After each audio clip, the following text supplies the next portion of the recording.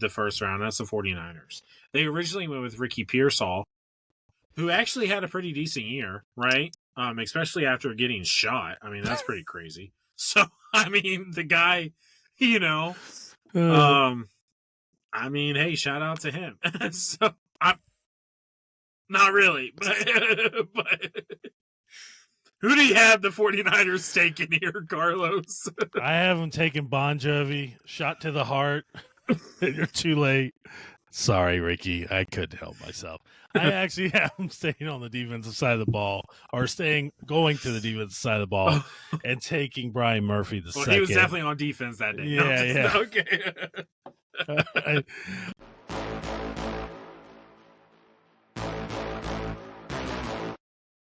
Hello, everyone, and welcome to the Beard Zone Sports Talk. My name is David. I got Carlos with me tonight, and we are finishing up our redraft of the 2024 first round. We're only doing the first round. We're not doing all the picks, but we are going to be going through the first round.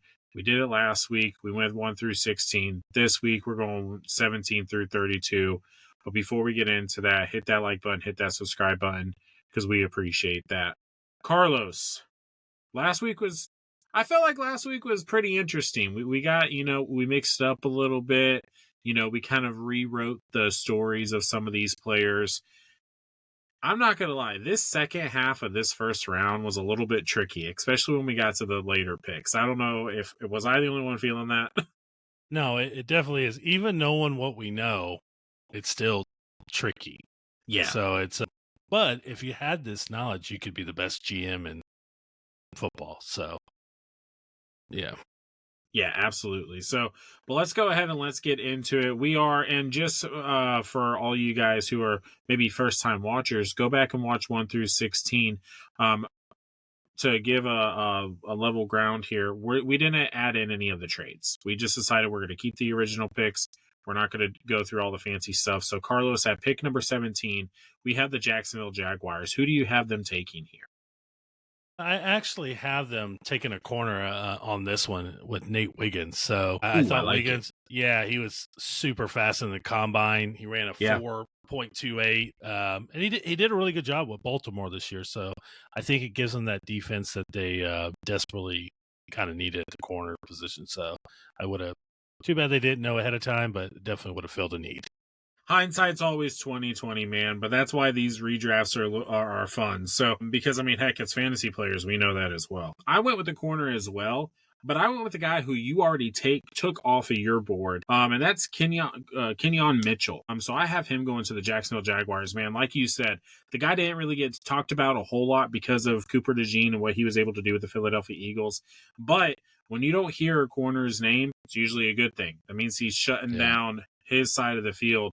And that's exactly what Mitchell did. I think Jaguars need some help in the secondary. I think this guy would be a perfect plug and play for them. We have the the Jaguars, you fans, you guys hit a home run with Brian Thomas Jr., so we're not knocking that pick. Yeah, but he's already off my board. He's at gone. This point. Yeah, he's gone. So that is more kudos to you and what you guys are doing there, because Brian Thomas is extremely talented. So definitely a good pick for you guys. But number 18, the Cincinnati Bengals. Who do you have going here? So they went OT in the regular draft. Actually have them sticking with an offensive lineman again, just not the one they picked with Mims. I actually have them taking Pittsburgh selection, which was Troy Fontatua. I think I said that pretty right. But nasty guy. Mims had a little bit of some injuries, so I think it just gives them a little bit more toughness that Mims didn't give them. Yeah, for sure. I almost went offensive line here as well, just because you want to keep Joe Burrow healthy, right? You want to keep him upright, but man, that defense needed some help, and that is exactly why I actually went out and got Nate Wiggins, a cornerback. So I think that he would be a perfect help for that defense. Maybe keep them in. Well, I mean, actually, they were in games last year. It's just that they just got outscored even when they scored 40-plus points. Yeah. So hopefully Nate can help them there and in that position in the secondary to, allow Joe Burrow to get some wins, man. That was crazy last year. What a brutal year for that guy. MVP season numbers and just, 100%. man, that sucks. Yeah, I mean, and God rest anybody who had to go up against Jamar Chase that one week when he scored like 66 fantasy points or something crazy like that.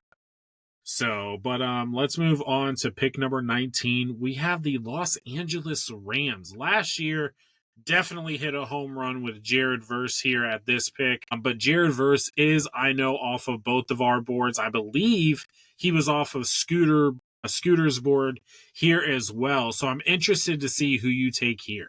I stayed on the defensive side with them, and actually I went with Chop Robinson. He was 5th in Defense of the Year rookie rankings or award. So, and he did well with the Dolphins. At the end there, man, the guy's got a motor. Verse is definitely the better player as of now. So I think he would have fit in well with that team. And on the turf, man, that Chop's got a great first step. Yeah, super quick off the line. I went D-line as well, but I actually went Leatu Latu. So from the Indianapolis Colts, I feel like that he had a pretty solid season. With all the drama that happened with Indianapolis, I feel like that maybe it was a little bit overlooked, but I think that he's a very solid, defensive lineman, and they got to. I mean, we talked about it all the time. When they got to with Latu. They got they got to with Latu. Exactly. That could have been a slogan right there. So I mean, now granted, Jared versus Braden Fisk, definitely the dynamic duo. But I don't think you go any other way here with the Rams other than D-line, because obviously Aaron Donald's gone.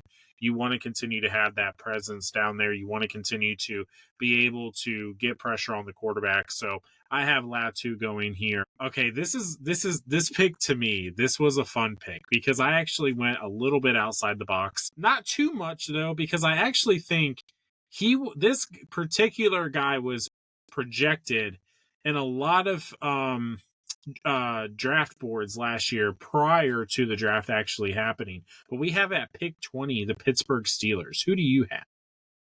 I have them taking Rome Odunze. Oh, Odunze falls to them there. They could have desperately used him. man. They did a good job with the pick with the O-lineman. But Odunze would have been a great fit for them with Pickens. They really needed one more receiver for that team. Would have been a great pickup for them. He didn't do bad, Chicago. I just felt like Chicago just with no O-line, they couldn't do anything. And he's sharing with DJ Moore and Keenan Allen. Like, you're definitely the third man. For sure, 100%. But he did show great flashes. Man, I forgot about Rome, man. Because Rome Odunze was a guy who I was looking at coming out of last year's draft class. But I actually got, you know what? We'll stay in Washington with my pick, so to speak, because I actually had them taking Michael Penix here. I know that they got Russell Wilson. I know that they brought in Justin Fields.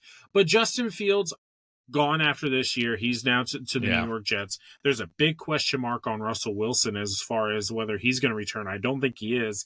Now it's like, okay, is Aaron Rodgers going to choose the Pittsburgh Steelers or is he going to choose the New York Giants? Now, maybe by this time this episode uploads on Friday, 1 p.m. Eastern Standard Time. Every Friday we'll be getting you guys. But maybe he'll be signed with one or the other team. But I think that this eliminates the confusion. They can have their quarterback for the future. I think he's a great fit in the Tomlin scheme. I think he can do really well with Arthur Smith there. So I think he would be a good fit for there. And he could have had a year to sit behind a quarterback like Russell Wilson. So I think this would be the pick that they go with. I got Michael Penix of the Steelers. Pick number 21. Do you want to take this one or do you want to see what I do with your team? Let me tell you, the guy that I have them taking is the guy I wanted them to take. And they didn't take him. Chop, I think is he did well last year, but you have Bradley Chubb and you have Jalen Phillips coming back, but both of them got hurt, so we desperately needed Chop. So in hindsight, it's a good pick. I haven't taken on this redo Graham Barton. It would have been a huge lift to their offensive line, huge that they could have had with this guy. This guy did a great job with the Bucs. He's everything you're looking for a lineman. He can play center. He can play guard, left, right. Good run blocker, good pass blocker. Would have been a definitely upgrade to that O-line. Yeah, For sure. I almost went O-line here as well, but with the departure of oh my god, his name Christian Wilkins. With the departure of him last season, right, he went and teamed up with Max Crosby with the Raiders. I was like, you know what, I gotta stick with defensive line here. So I actually have them taking Tavondre Sweat here. I think that he would be a great plug guy there in the middle of that defensive line, to get after the quarterback and to plug up those holes. I mean, you're in the AFC East. You got some running backs that you have to deal with there. So, I mean, definitely I feel like would be a good fit for the Miami Dolphins. Pick number 20, you have the Philadelphia Eagles. Now here, this is where it gets really fun because they let's go back in hindsight. And what the hell was every GM out there doing but the Eagles? Because the fact that they got the top 2 corners in this year's draft class is just absolutely mind-boggling. And that's probably why they won the Super Bowl. I mean, they were the number 1 defense this year. I still can't believe it. But both of their corners are off of our boards at this point in the draft. Well, wait. Yeah, because you have off. Deshaun. Yeah. So who do you have take you? Well, definitely, I stayed in the same position with corner. I still don't know how Cooper DeJean falls into the second. It's mind-blowing to me. No. Yeah. But I haven't taken Arturo Phillips from Kentucky on here. He's a guy that he played with the Giants. He got better as the season got along, and he would have been a good fit for them. He wouldn't have played at the level of those two guys for sure. But I have him staying there with that defense with Slay, Sauce Gardner. He would have definitely been a good rotational guy for him, play some slot. Yeah, for sure. I mean, gosh, dude. I mean, really, what are we doing? And I even think we addressed it last year too. We were like, how did these two guys make it here? And I don't think the Eagles traded up for Cooper. I think they just let him fall. They were like, okay, I mean, yeah, fair enough. Oh, my gosh. But I had them staying on the defensive side of the ball, but I had them going a little bit of a different direction, and it's only because of what happened to this position. Now, Zach Bond, great middle linebacker. They actually extended him, but they had a little bit of troubles with, obviously, Devin White. Didn't really work out. So they're needing that second middle linebacker, and that's why I have them taking Edgerrin Cooper. He went to the Green Bay Packers. This guy was an absolute stud on that team, and I think that him pairing up with Zach Bond would be a fantastic fit, and I think that it would probably keep them in that talks of the top defense in the league. Now, granted, secondary, maybe, don't know. I mean, he was the other guy I was leaning towards was Cooper, but I felt like the corner was a big need for them. But it turned out to be a great second round pick for the Packers.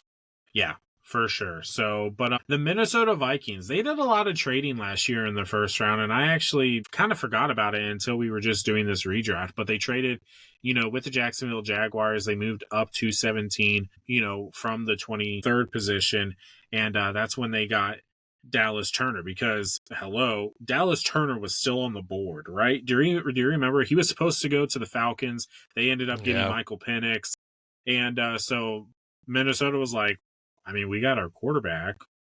I mean, yeah, let's just go. Let's just get, Dallas Turner. So, but who do you have them taking here? They could have saved themselves some trouble. I actually have Dallas Turner falling. Like, when you look at Dallas's year with Minnesota, he's not even in the top 15 for Defensive Rookie of the Year consideration. He didn't have a bad year, but I have him still going. It's still a need for them at the edge position. So they get Dallas at 21. Oh, wait, are we at 21? 23. 23.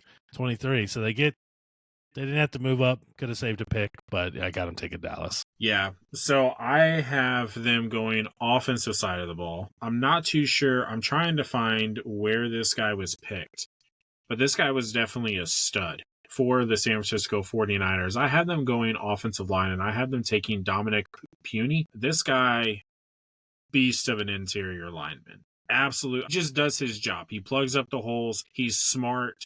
He's only 25 years old. This guy is going to be in the league. He seems to have the durability, and he's just everything that you want for an interior offensive line. And I think that would help. I love Dominic Puny. I think that he should have been a first-round pick. But again, it's all in hindsight, right? I mean, this is all in hindsight. You never know what you're going to get with any of these players. So, but offensive line, defensive line usually are the safest picks in the NFL. And I have them taking the safe pick here at 23 with Puny.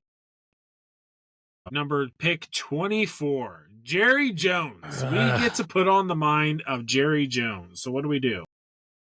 I just figured in my head, not to pick a player that actually made sense for them or that turned out to be good, because I feel like the Cowboys would still mess that pick up, being able to see into the future.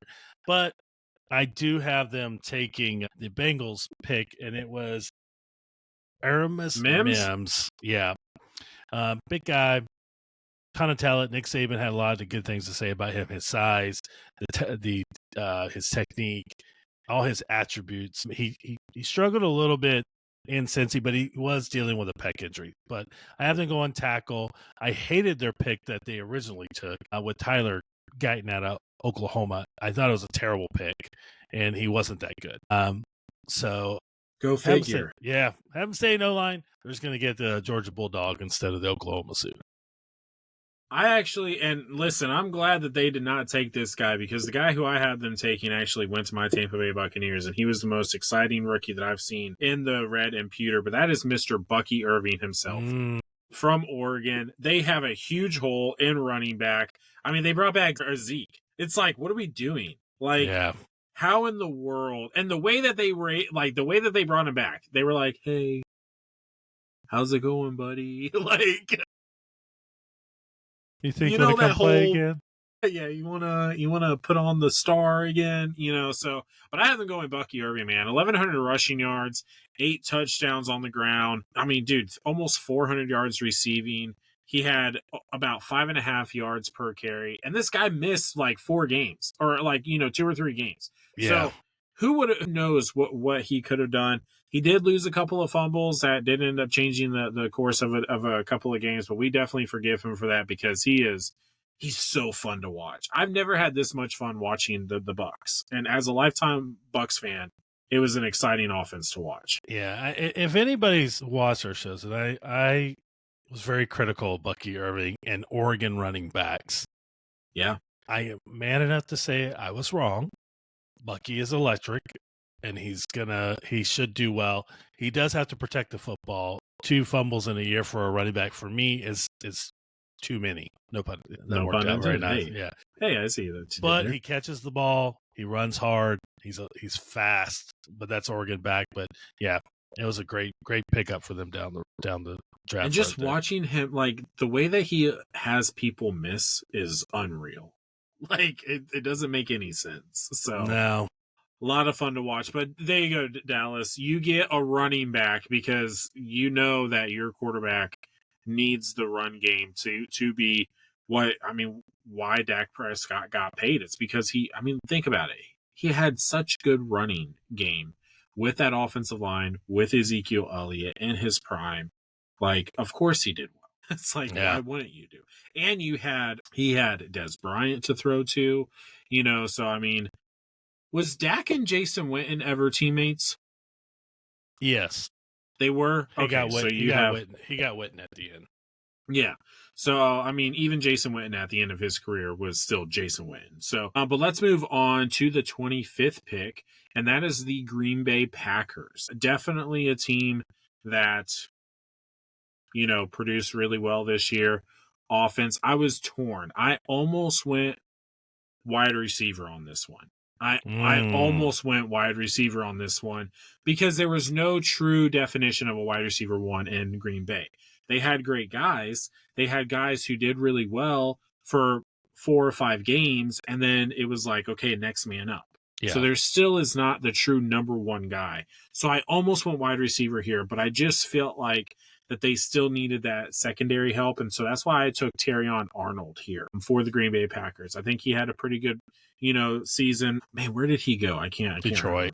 He went to Detroit, and he definitely helped out that secondary and that defense there in Detroit. So I think that, hey, staying in the North, but you're going to Lambeau instead of the Motor City.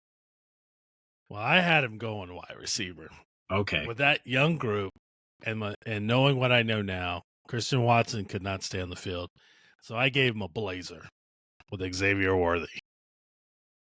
That guy with Dobbs, that would have been fun to watch. I mean, he was fun to watch with the Chiefs. I feel like he might have been a little underutilized because I think next year with him and Rashee Rice is going to be good. But it would have been fun to watch with him, Jordan Love, Dobbs. Yeah, it would have been fun. Yeah. Oh, for sure. Jaden Reed, too. Yeah. I mean, the list goes on and on. I actually made a trade for Jaden Reed in our fantasy league. That's and after he had a big week, and you're like, oh, and then it was. No, it was like he was like the number 3 wide receiver in fantasy at that point, and I had just lost Chris Godwin to the injury, to the season-ending injury, and I had depth at running back, and I felt comfortable with it, so I traded him Jonathan Taylor, and I was and then that guy goes on to win the championship because of Jonathan Taylor. Yeah. Anyway, you know what? Hey, hindsight is always 20/20. So that's why we're here. Don't judge me, all right? Or do. That's okay. Yeah, leave a comment. Judge the hell out of me. I'm okay with that. But here, let's go on. Let's move on to the 26th pick with my Tampa Bay Buccaneers. They went with Graham Barton, and Graham Barton absolutely was an awesome pick. I absolutely loved it. Him and Tristan Wirfs. This offensive line is young, and it is starting to become full of studs. But our defense needs a little work in the secondary. And so I actually went with a deep pick here. I don't think this guy was drafted until like pick round 4. He fell, but he had a phenomenal year, especially there towards the end with the Los Angeles Chargers. And so I have us taking Tarheeb Still. So the guy with the Los Angeles Chargers, that guy, I think he has 4 interceptions. I think he had a couple of forced fumbles as well. He was a huge role in why that defense was so good there down the stretch of the season. I mean, until they actually face Bucks, and then we put up 40 on them. So, but hey, what are you going to do when you have Baker Mayfield and Bucky Irving, So, but I had them taking Tarheeb Still. I think that's my biggest player in our redraft to jump because I think he is a 4th-round pick. But love the guy, loved what he did, would have loved him in the red and pewter. But who do you have coming to Tampa? I'm the same way because Graham Barton's off my board. That's actually a really good pick because that guy finishes 7th in defensive of the year rankings for rookies. So I actually am going corner. Just went with Teron Arnold on here. I liked Arnold. But actually, yours is pretty good. That's a good one. Arnold finished a little bit lower in the defensive rookie of the year rankings, but hey, man, that's a good one. I had to do good by Tampa. So yeah, I went deep with that one. I was actually curious to see like what your reaction was going to be because sometimes you can look at me a little sideways. Well, I don't know how well he would have done it under Todd Bowles' system, but under Harbaugh's it was great. But yeah, fair enough. I mean, yeah. But that's a good one. That is a big jumper. 4th round to 1st round. That's a big one. That's a big money jump too. That's a big payday. Pick number 27, we have the Arizona Cardinals. I don't think did any of us have them picking Marvin Harrison? I think we all had them picking Malik Neighbors, right? Yeah, I took Neighbors. Yeah, so that was earlier in the draft. Now we're at pick number 27. So who do we give for the second pick for the Arizona Cardinals here, Carlos? I had him going with T'Vondre Sweat. I like Sweat with the Titans. I think he's a good run plugger, tough dude. It definitely would have helped that defensive line out there. They could have used any defensive help they could have got, but I have him going with Sweat on this one. And I can't remember who they actually took. Oh, they went with Darius Robinson. I would have taken Sweat over Robinson for sure. So I got him going with DeAndre Sweat. Yeah. You know what? In some of these redrafts that I was looking as I was doing for my notes here, I didn't even think about it. I think we were so focused on like, okay, give them a wide receiver. They could have gotten Jared Verse like early. That could have solved. And then they could have gotten a wide receiver even still at this point in the draft. I mean, a lot of wide receivers went off the board here at the end, but they could have definitely gotten that. So they could have gotten Jared Verse. That'd been incredible. That'd been crazy. But I get it. You Marvin Harrison Jr., obviously, if it wasn't for the 2 quarterbacks, Jaden Daniels and Caleb Williams, he would have probably been number 1. Yeah. So, but I have them going interior linemen. Sweat is off my board. I gave them to you guys there in Miami. I actually have them going with Byron Murphy. I know that he didn't have the greatest season in Seattle, especially from all the hype that came with him. I talked about it in the last episode, but he's still a physical specimen. He's still big. He can plug up the middle. I think there's still a lot of upside for him. So I had the Cardinals taking Byron Murphy here at pick 27, which leads us to, honestly, the infamous Bills pick. That should have been the Bills pick, right? But they traded back twice. They gave the Chiefs Xavier Worthy. They gave the Chiefs Patrick Mahomes. Hindsight Great to job, the Bills. Buffalo. Yeah, good job, Buffalo. And hindsight for the Bills has always been pretty ugly. So, what if? What if? I don't understand why they keep trading with the Chiefs. Like, stop it. Yeah. Don't do it anymore. Yeah, after stop. the Patrick Mahomes trade, you should have stopped it. But now, definitely after the Xavier Worthy trade there, they definitely should not have done that. But I have the Buffalo Bills staying with wide receiver. I don't have them picking Xavier Worthy. I actually have them taking Ladd McConkey because he is still on my board. Holy crap. How's he still on your board? Sometimes thank God that we're not using that board. I would hate to have Ladd McConkey with Buffalo. Holy crap. But, think about it. Ladd McConkey in Buffalo, I think he'd be a huge help for Josh Allen there. And with the two tight end kind of thing that they have going on, I think Ladd can definitely be a number one guy there in Buffalo. So there you go, Josh Allen. There you go, Buffalo Bills fans. Hopefully this will turn out a little bit better for you this year. So, but who do you have? I had them actually getting a rugby player out of Australia. So I'm going for a solid 2 seconds, I thought you were legit. And I was like, what rugby player? No, I actually have him going linebacker here with Milano and Samoa. So I have Edgerrin Cooper going here. He would have been, it just would have made that defense better. Get the young guy out there. He had a really good year with the Packers. It just seems like some organizations just pick good over the years. There's just organizations that consistently pick very well, and the Green Bay Packers are that. Think about Jordan Love, right? No one is questioning Jordan Love and his quarterback ability, but they drafted him off of an MVP season from Aaron Rodgers. So it's like, how are these guys, they see the future. They have 2020 vision in the present day, not in hindsight. So, yeah. But let's move on to the Detroit Lions. They actually traded out of the first round last year, but because we are keeping everything, as original, the Detroit Lions are up on the board with pick 29. Who do you have them taking here, Carlos? I have them actually going edge here. The gentleman from UCLA, Latu. Yeah, however you say that name. I have him going there. They could have really used him. I know they with Hutchinson, but he did a really good job with Indy. So he's a little small, but they really could have used some help, especially with all the injuries they had. Jesus, we could have put just about anybody there on the defensive side of the ball would have helped them. Yeah. God, dude. Third time is the charm. Third time is the charm. Come on, Detroit. You can do it this year.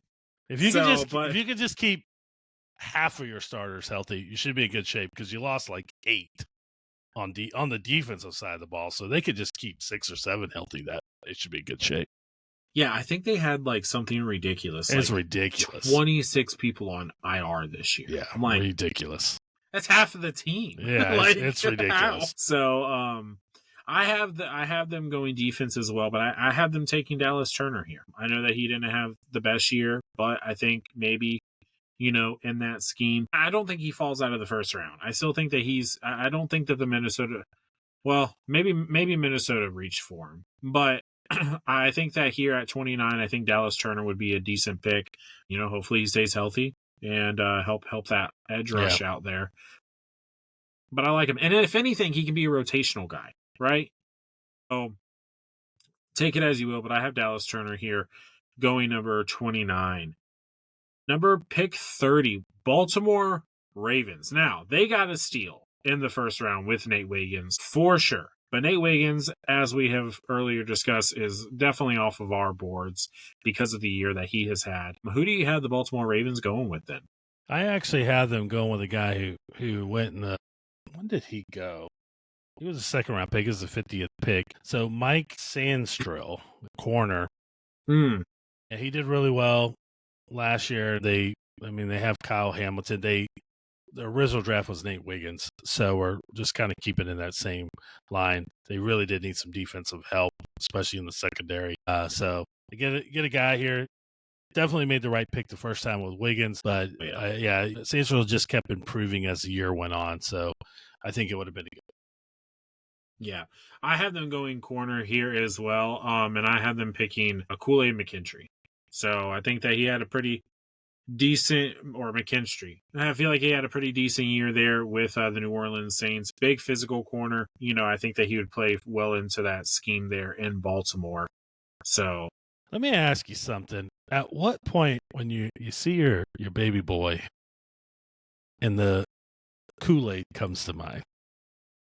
That's his real name. That's not like a nickname. That's on the birth certificate. Carlos, we're trying to grow a YouTube channel right now, and so what comes to my head, I'm not going to say it right now. Like, if it's me, I'm looking at my baby boy, cheesesteak. But it's a great name. Kudos to the parents. Well, fantastic. I think it's a great name. Yeah.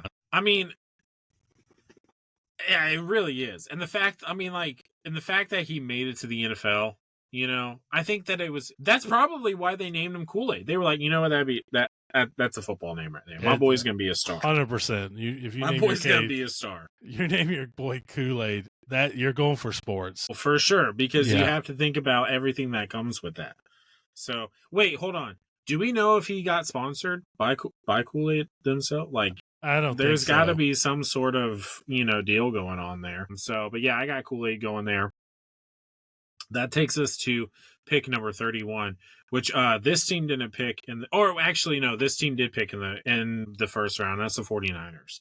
They originally went with Ricky Pearsall, who actually had a pretty decent year, right? Especially after getting shot. I mean, that's pretty crazy. So, the guy, hey, shout out to him. Not really, but who do you have the fighters taking here, Carlos? I have him taking Bon Jovi, shot to the heart, and you're too late. Sorry, Ricky. I couldn't help myself.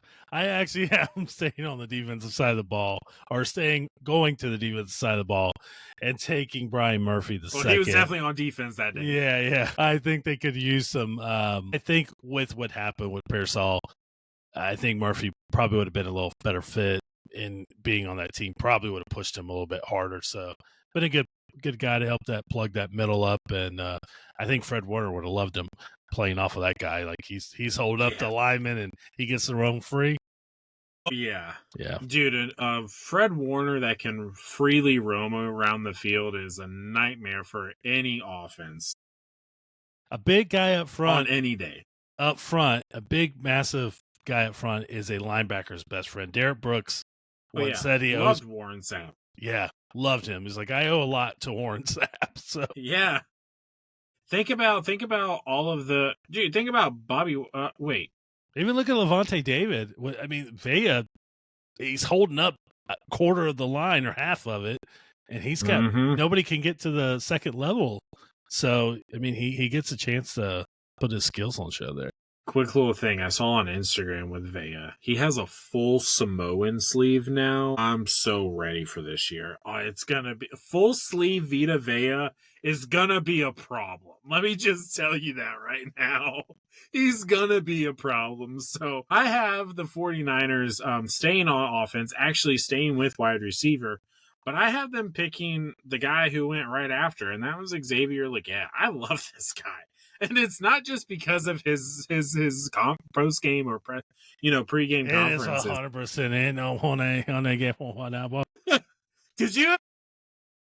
No, he is at the perfect team with Carolina. 100%. He has no business being in California. He is 1,000%.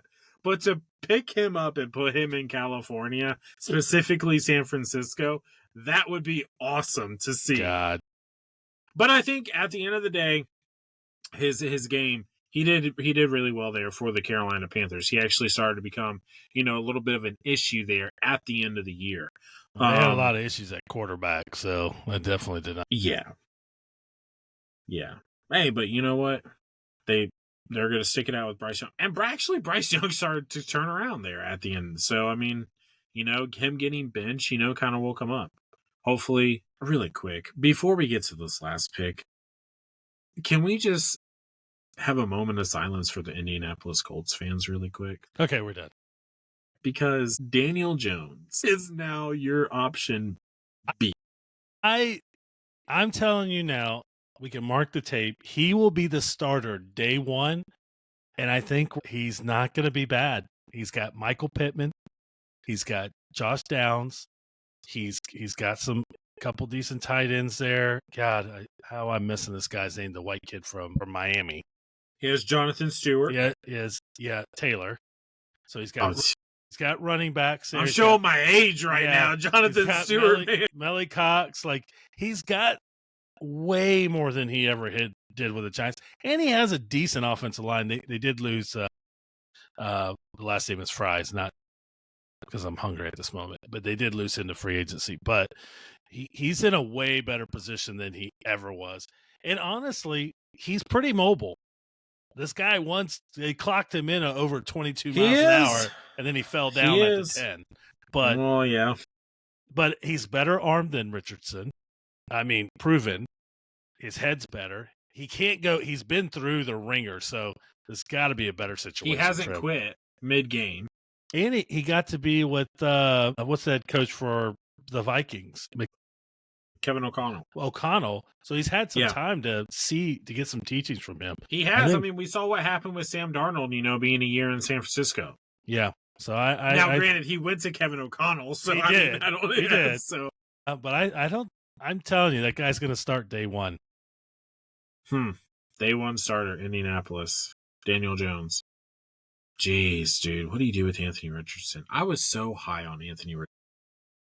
You're just sitting that guy packing. Send him to the Jets. He could back up Justin Fields. Anyway, all right. Last pick. Chiefs, obviously they traded up with the Bills to get Xavier Worthy. Bills went down to the second spot. Then they were like, we're out of here. And then the Carolina Panthers got Xavier Legette. But the Chiefs in this draft is on the clock right now. And Carlos, who do you have going the last pick of the first round? I actually haven't taken the Jets pick and getting some O-line help, which they desperately needed at the end of the year there. And Olu Fasanu, I think it would have been a good fit for them. They just needed O-line help at the end. Patrick was, man, that guy took a beating at the end there. Yeah. Yeah, I had them going offensive line as well, and it pains me to even say this, but I had them going Graham Barton, man. I mean, the guy, he's versatile. Him with Creed Humphreys there in the middle, because Creed Humphreys would be the center. So that means Graham Barton can stay in his original position. Yeah. Right? And so I think, and he did a fantastic transition to center. He's smart. He does have he was a little undisciplined. There were some penalties on this guy, but I think that's just going to come as he, tries to continue to grow. You mentioned they had learn the speed of the game. Barton, Humphrey, and Tooney in that middle. Man, and they took a ton of pressure up the middle, but it wasn't from the Tooney side. That definitely would have been a good pick for them. Yeah, so maybe a little bit of a different outcome, there in the Super Bowl. But let us know what you guys think. Let us know who your team should have picked, now in hindsight looking back. But follow us on all of our social medias. We're on Facebook, Instagram, X, obviously here on YouTube. Hit that like button, hit that subscribe button. We're going to be bringing you all NFL content this offseason.